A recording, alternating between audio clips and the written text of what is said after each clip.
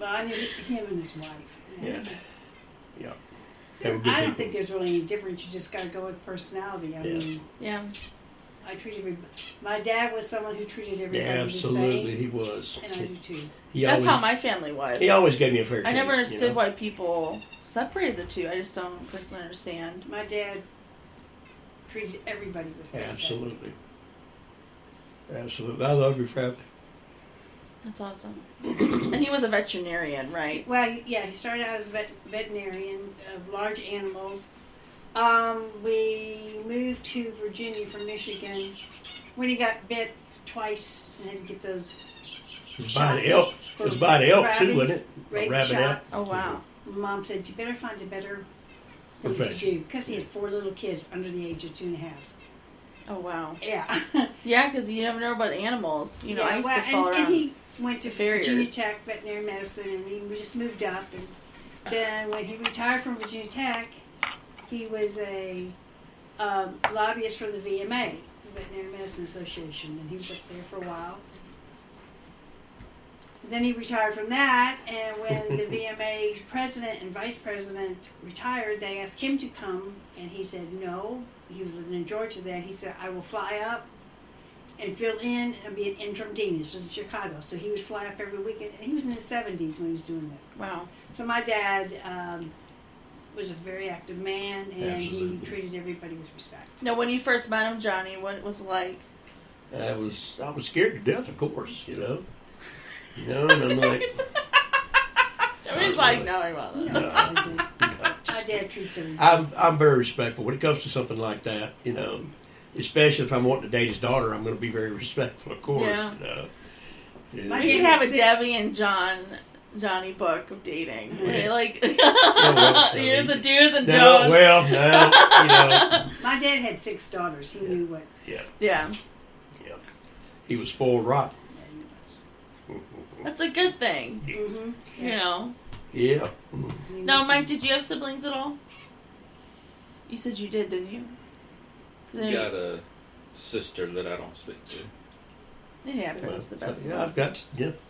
I had. I had a brother like that. You know. I have an older sister like that. Yeah. You know, I get it. My sisters and I got along pretty good, but you know, they were all half sisters and half brother. But you know, my brother was. Yeah, I'm not gonna say what it was. Never mind. We're not. Family's not always, you know, family's not always blood though. Yeah. I think that's the neat thing about That's the biker true. community is that Yeah. they forged a family kind of. It's It pretty is, amazing. yeah, exactly. It is, exactly. It's a. Go ahead, Johnny. I'm trying to think of what I'm. You'll come to us. There's Yeah, well, this is no you know, stress podcast, yeah, well, Lily. We're just hanging out and. But it's, you know, it's one of those things where you're of like mind and you enjoy the same things. It's, you know, it's a brotherhood, you know. It is. It's brotherhood, sisterhood. Sisterhood, yeah. We can't forget those female ladies. Absolutely not. You know, they're just as important as we are. You know. It's amazing to hear that they were there like for the longest time. There's been females writing for years.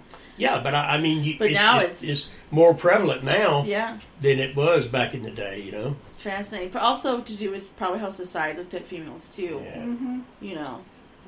Yeah, I would say so too. Yeah, you're right.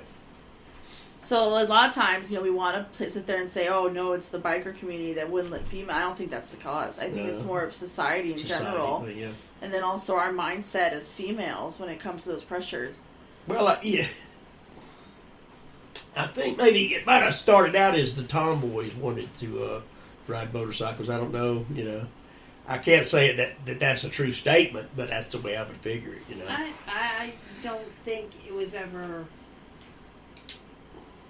I don't want to say in the DNA, but think about it. Women didn't do that. Didn't ride bikes. They just learned how to drive, not to permission to drive. Yeah. You know, in the early 1900s. you got that women's lib thing, I guess. No, I'm all for it. Don't get me wrong.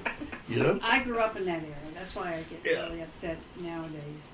Yeah. I was on the first Virginia Tech basketball team. Yep, she was. We No paid way. for everything. Oh, The yeah. Pioneer Virginia Tech And we had to pay for women's everything. basketball team. This is a long time ago. So you pay for your uniforms and everything. Yep, travel. Because they just didn't have it. they had teams in bigger schools. Yeah. But things are changing. Now, how was it like being on the first women? Did you get support from Virginia Tech? Yeah, yeah.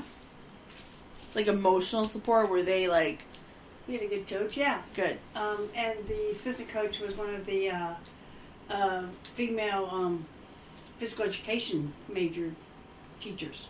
So, I mean, she taught physical education. That's what my degree's in. Yeah, that's so, awesome. Yeah, so. I didn't know that yeah. you were physical education. Mm-hmm.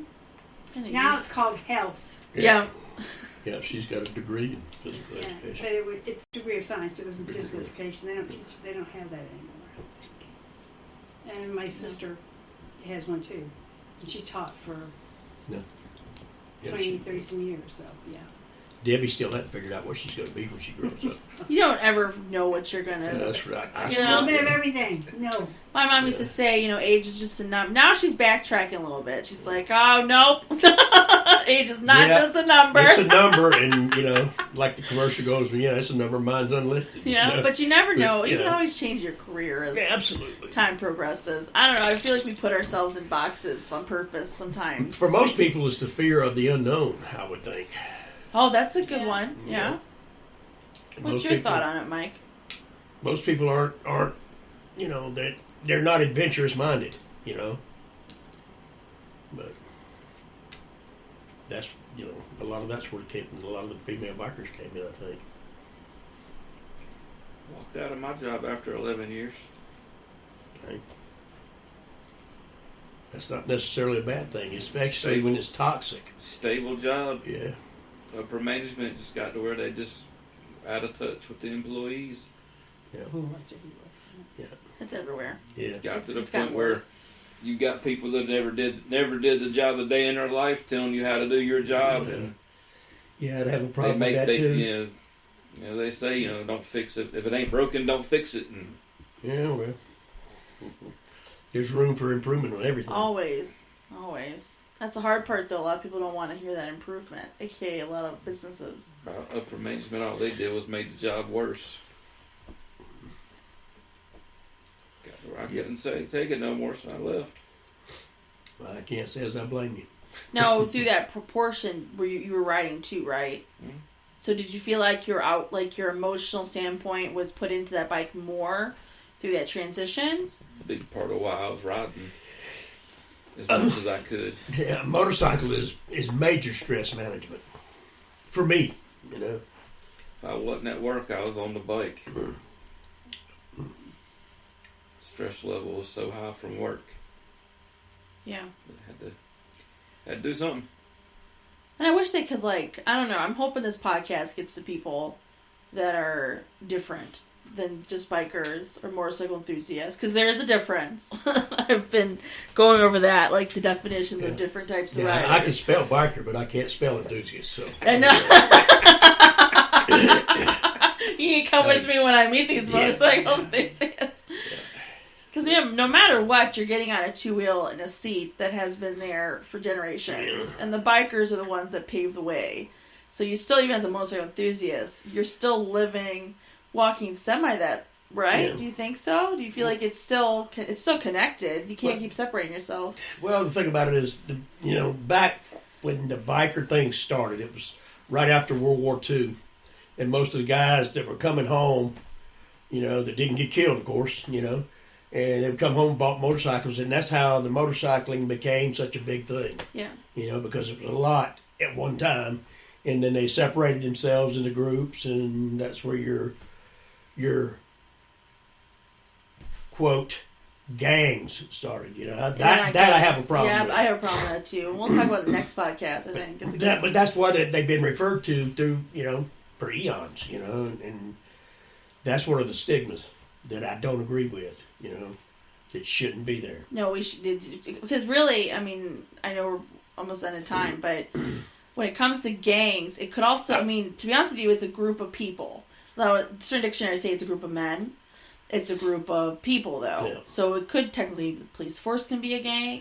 There's a different, we shouldn't be throwing that. And they're taking it as a general sense for what our 21st century is, which you still shouldn't, it's not that. That's a good topic for a later Whole another later day. podcast. That's a whole yeah. nother podcast. That's how Right. it started. These soldiers rode bikes over in Europe. They Yeah. were made for the war. They were not Right. made necessarily for here. Yeah. That's right. And when they rode them over there, when they came back, Well, Right. they had if you surplus. want to get a good feel of the history of the motorcycle world, in Maggie Valley, they've got a museum. It's called Dale's Wheels Through Time. Yep, we're gonna be going over there. And I'm going to tell you what, if anybody wants to know history of motorcycle, that is the perfect place to see it. It's a good way. Yep. Well, I've enjoyed this podcast. We have Absolutely. less than 4 minutes left. So, any last words, you guys? Because I know I'll have you guys on again. Yeah. Well, yeah. I mean, you know. We're about to have a live with video, so we'll do that. That's something totally different. So, Where the Bikers Unite, just so you guys know, is where I want it relaxing. I want it just a cool podcast where we just enjoy. You heard me yawning over here. If I get any more relaxed, I'm going to be. You can hear me snoring. That means You know? I've done my job. But we don't want the people listening to it to do that. You know, that's the point. Yeah, that's right. You know? But I want to bring. Oh, he's growling over there. That is the sound every night in our bedroom, and it's the exact same because Debbie will move, she'll growl. I'll move, she'll growl. But anyway, Wow, emotional. yeah, I think she's bipolar. Nothing wrong with that. Sometimes we have a little too much emotion inside of us. Yeah, well, but I've enjoyed it. You know, this is my second time on. You know, not Yeah. this tight, not this. We were all on. I was on a phone. We had fun. Yeah. So the live is just more relaxed. It's more absolutely. easy going. You know, I wanted to separate them. This one was more of where people can be driving, yeah, you can listen to listening, it, you yeah. know, and then we can have something where on the Facebook group we can be on video, and you know that's not even recorded. So. One thing you need to understand: there were no animals harmed in this. No in this- animals harmed. No animals harmed. That's not- No, you guys are like the most lovable. You guys take care of cats and. Yeah, Debbie, well, how many cats do you have? We have 5 minutes left. That's a good question. One that stays inside, 2 that are inside outside, 2 that are outside, about 4 that are feral that we feed. So a whole lot. A And whole we try lot. to get them all But you're making. neutered and taken care of. All of ours are. They've Yeah. got their shots and Yeah.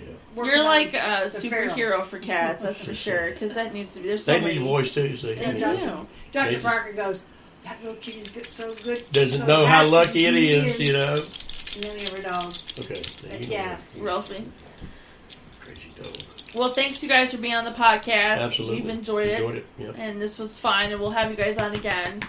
And thanks looking forward for to it. coming, meeting the bikers. Where the Bikers Unite a little bit. Thanks, you guys.